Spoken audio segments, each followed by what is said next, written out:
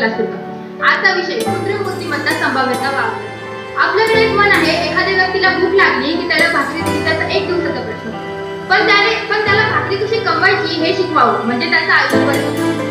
हे सुद्धा एआयला लागू केलं तर एआयला जर विचारलं भाकरी कशी बनवायची तर प्रथम क्रमांक मिळालेले विद्यार्थी आपल्या क्लासरूमवरती कुमारी सायली रवींद्र देशमुख